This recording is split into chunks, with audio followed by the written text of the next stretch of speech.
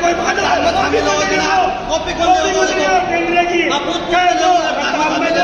की कॉपी दे दूंगा और आना चाहिए।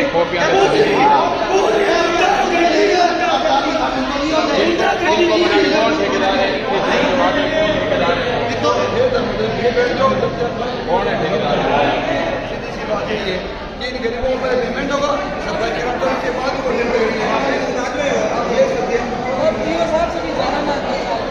अरे कौन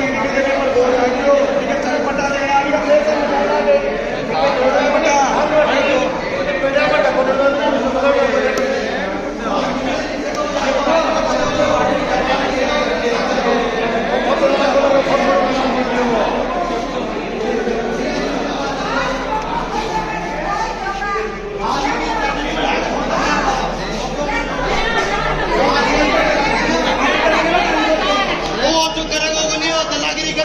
राकेश बार से दो दल्लागिरी करोगे।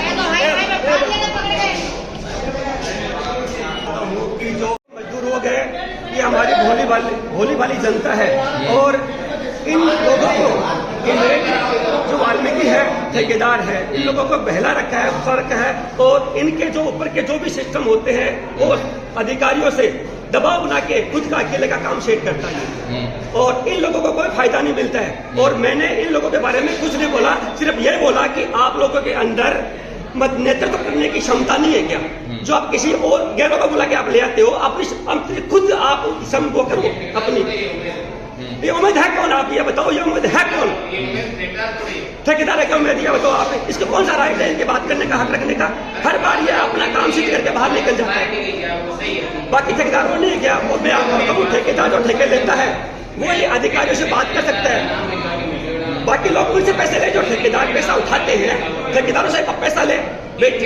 और भी ठेकेदार मेरी बात सुनो, ये तो ये कह देंगे बाकी ठेकेदार है किसी के 7 लाख है, किसी के 50 लाख है, किसी के 10 लाख है, किसी के 20 लाख है। वो लोग आके नहीं थे, किसी ने नहीं किया आज तक आके, वो लोग तो यहाँ पे आके नहीं बैठे।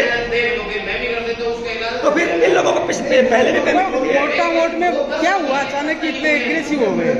मैंने ऐसा कुछ नहीं कहा, मैंने ये कहा कि आप लोगों की क्षमता करने के लिए आपके समाज में कोई नहीं है जो अकेले ये लोग आ जाते हैं, एक आधे को आप और बुला के ले आते हो, अपनी नेतृत्व आप खुद करो।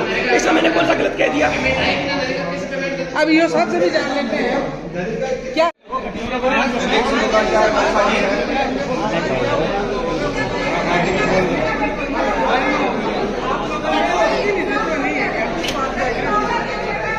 वो तो ये बोले कर्मचारी ने 12 काटों को है कौन है? कर्मचारी आपका हक अधिकार के लिए होगा मगर टावर भूखा को नहीं मरेगी। कर्मचारी कोई कचरा का डिब्बा है, वो ये बोले कचरा का डिब्बा 12 काटो कौन है? वो ये बोल पा रहा हूँ कचरा का डिब्बा समझ रहा है क्या माने? वो एसी को इतनी सीमन और एसी को विरोध करे, कोई वोट दिया होगा फिर आपको पार्षद भी नहीं है क्या? तब बेटा वोट करके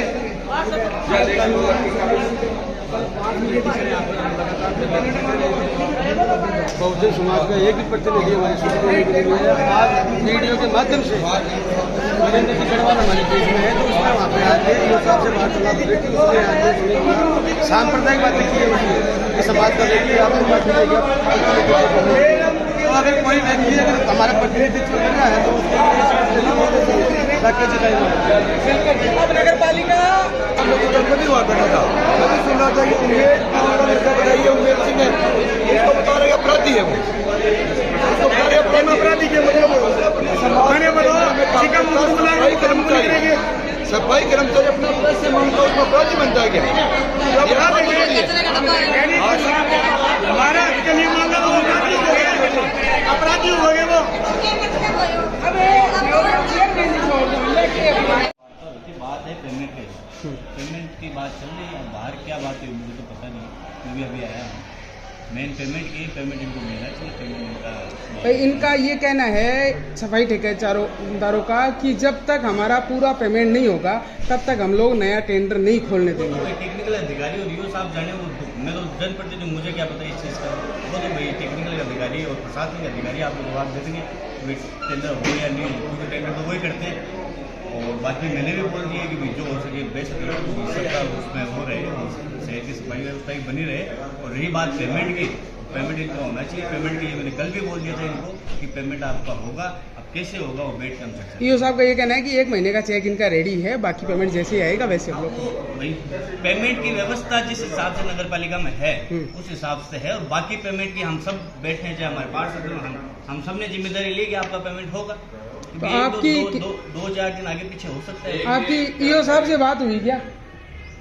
ईओ साहब से मेरी बात हुई है पेमेंट के लिए, मेरी कल भी बात हो चुकी है। कल आप ईओ साहब नहीं थे, फिर भी मैं यहाँ था। बिल्कुल। हम लोग सब यही थे, हमारा ये प्रयास था कि ये जैसे भी इशू है ये कैसे भी सोल्व हो, क्योंकि हम भी चाहते हैं कि शहर की सफाई व्यवस्थाएं बनी रहे और ऐसा ये छोटी मोटी चीजें ये क्लियर हो, क्योंकि पैसे का काम तो पैसे से ही चलेगा। अब ये कोई प्राइवेट संस्था तो है नहीं, ये है गवर्नमेंट संस्था। अब राज्य सरकार द्वारा या फिर जो भी है जिस हिसाब से पेमेंट आता है उस हिसाब से डिस्ट्रीब्यूट होता है। रही बात पेमेंट की, पेमेंट मैंने आपको पहले भी बताया था कि पेमेंट इनका होना चाहिए और जायज मांग है पेमेंट की, गलत मांग नहीं है। लेकिन ये जरूर है अब कितना होता है वो इनको भी थोड़ा बहुत ठेकेदारों का ये कहना है कि जो डोर टू डोर है उसका ज्यादा भुगतान किया जा रहा है, क्योंकि इनका आरोप है कि जो ठेकेदार है जो डोर टू डोर का वो चेयरमैन इनका ईओ का रिश्तेदार। देखो इस चीज का मुझे पता नहीं है। डोर टू डोर वाला जो है ठेकेदार उसका भी 12 महीने का पेमेंट पेंडिंग है, ठीक है। हमारे लिए मुझे ये नहीं पता कौन किसका रिश्तेदार है। जब पेमेंट आता है हमारी प्रायोरिटी ये होती है चाहे वो पेट्रोल पंप वाला हो, चाहे वो डोर टू डोर वाला हो, जो भी वेंडर जो नगर पालिका में काम कर रहे हैं जिस हिसाब से उनका बिल बनता है तो रेशो के हिसाब से उनको बांटा जाता है। अब वो उसका रिश्तेदार है क्या है वो तो मैं तो डीप में मुझे पता नहीं है, वो तो आप पता करिए क्या है। लेकिन मेरे हिसाब से ये ठेकेदार भी आज तो नहीं कब से काम कर रहा है और लगभग 12 महीने का उसका बिल पेमेंट बाकी था, 12 महीने का पेमेंट बाकी था। अब कितने महीने का, 3 महीने का या 4 महीने का उसको पेमेंट दिया गया होगा। तो मेरे हिसाब से यही बात है। और बाकी कल आपकी जो वार्ता भी हुई थी, मेरी वार्ता में अभी भी यही बात है, मैंने कल भी उनको समझाया था कि भाई पेमेंट की बात है वो मैं जिम्मेदारी लेता हूँ, पेमेंट आपका होना चाहिए और होना चाहिए, क्योंकि शहर की व्यवस्था है, व्यवस्था बनी रखनी चाहिए। लेकिन अब पेमेंट अब उनका बोलना है कि हमारा जो 4 महीने का 5 महीने का जो भी पेमेंट बाकी है वो एक साथ किया जाए। तो मैंने बोला ये तो मैं भी नहीं बोल सकता क्योंकि ये संभव नहीं है, क्योंकि प्राइवेट संस्था तो है नहीं, यह है गवर्नमेंट संस्था। और ये जो जितने भी ये टेंडर है ये कॉन्ट्रैक्ट बेस्ड है, यानी कि परमानेंट कोई डेली बेसिस पे है नहीं।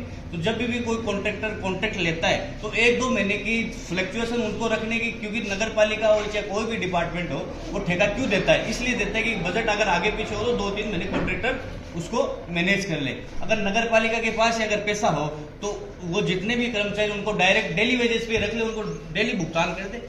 अब उनका जो 4 महीने का पेमेंट जो पेमेंट है, अब पेमेंट ये है कि पेमेंट कितना हो वो बात मैं कर रहा हूँ, मैं भी करूंगा। एक बार ये बीच में इनका दूसरा ही मैटर चल गया, इसीलिए मैं बीच में नहीं बोल रहा, क्योंकि एक नई परंपरा है उसका भी आगाज हुआ है कि ठेकेदार है वो कर्मचारियों को साथ लेके आ रहे हैं, कल सिविल के भी आएंगे। वैसा अगर कर्मचारियों को परमानेंट कर्मचारी नहीं, जो ठेकेदार के अधीनस्थ हैं उनको, देखो मैं क्या बोल रहा हूँ, मैं ये चीज इन पे लागू नहीं होती, ये चीज मैं ये नहीं बोला पर्टिकुलर इन पे लागू होती है या हर एक ठेकेदार पे लागू होती है, चाहे वो नगर पालिका का हो चाहे वो कोई भी डिपार्टमेंट का हो। कि कोई भी डिपार्टमेंट अगर कॉन्ट्रैक्ट देता है सालाना, इसलिए देता है कि उसका बजट फ्लक्चुएशन 1-2 महीने आगे पीछे होता है, तो इसलिए देता है कि कॉन्ट्रैक्टर अपनी राशि से उसको व्यवस्था को संभाले, क्योंकि 2-3 महीने का हर डिपार्टमेंट है उसमें 2-3 महीने का फ्लक्चुएशन रहता है, क्योंकि आप इतना बड़ा काम करोगे 2-4 महीने का पेमेंट रुकेगा भी आएगा भी।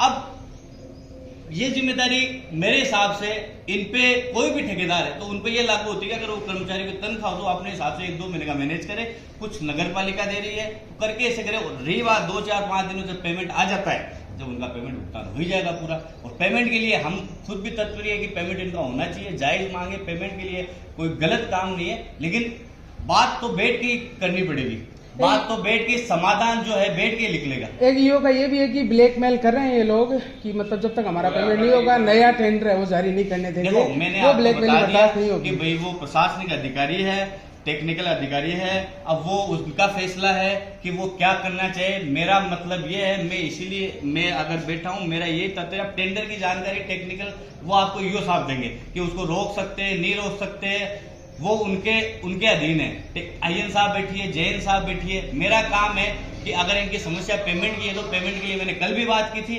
आज भी मैं बात कर रहा हूँ कि पेमेंट इनका होना चाहिए और टाइम पे होना चाहिए। और बाकी रही कि भाई कुछ पेमेंट होता है कुछ नहीं होता है, बाकी जिम्मेदारी हम ले रहे हैं कि भाई इतने दिन में आपको पेमेंट हो जाएगा। तो ये 3 नवंबर से